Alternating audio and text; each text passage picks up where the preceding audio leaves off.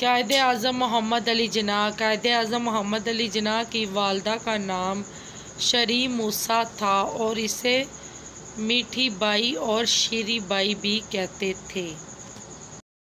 قائد اعظم کی دوسری شادی 1918 میں سرد نشہ پیٹٹ کی بیٹی رتن بائی پیٹٹ سے ہوئی۔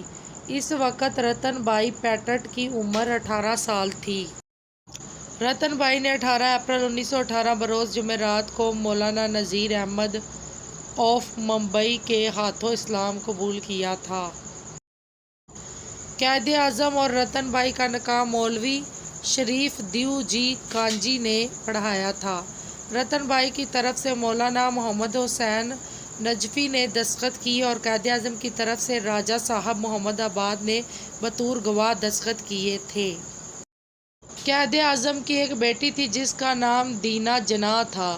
اس نے پارسی خاندان سے تعلق رکھنے والے نیو ویل واڈیا سے شادی کی جو بعد میں پارسی مذہب چھوڑ کر عیسائیت مذہب میں چلا گیا۔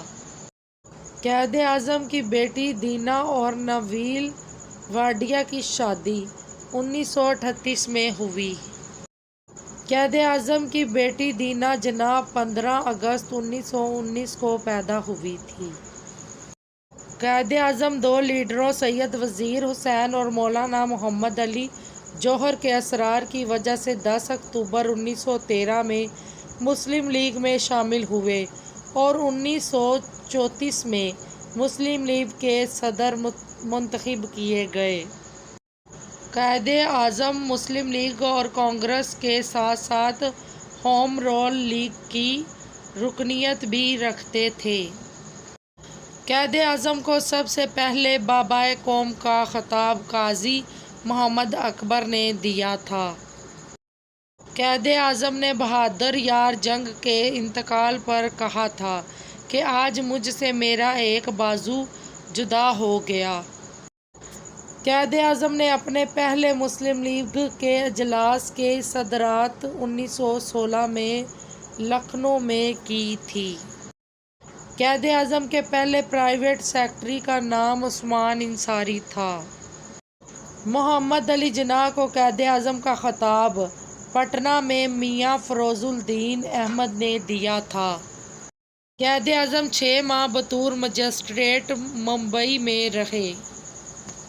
Quaid Azam home role league میں 15 جون 1917 کو بطور صدر شامل ہوئے تھے۔ قائد اعظم کو آئس برگ کا خطاب لارڈ ماؤنٹ بیٹن نے دیا تھا۔ قائد اعظم کے پسندیدہ شاعر شیکسپیئر اور شیلے تھے۔ قائد اعظم نے جناح کیپ سب سے پہلے 1 اکتوبر 1935 میں استعمال کی تھی۔ قائد اعظم 1929 میں غازی علم الدین شہید کے مقدمے کی پیروی کے لیے لاہور تشریف لائے تھے۔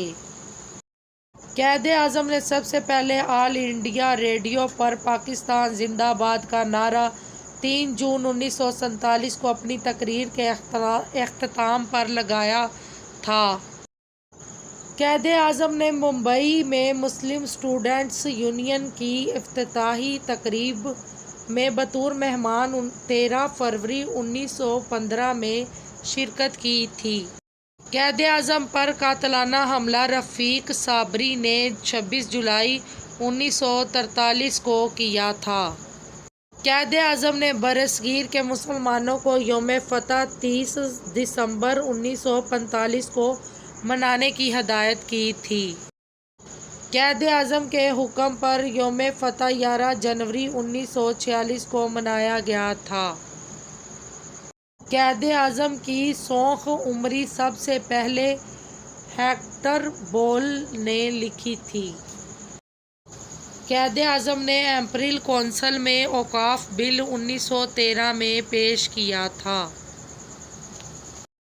قائد اعظم نے 14 نکات 1929 میں پیش کیے تھے۔ قائد اعظم نے 1927 میں سائمن کمیشن کے خلاف آواز اٹھائی تھی۔ قائد اعظم نے روزنامہ ڈان کا اجرا 1942 میں دہلی سے کیا تھا۔ اس کے علاوہ آپ پاکستان ٹائمز کے بھی بانی تھے۔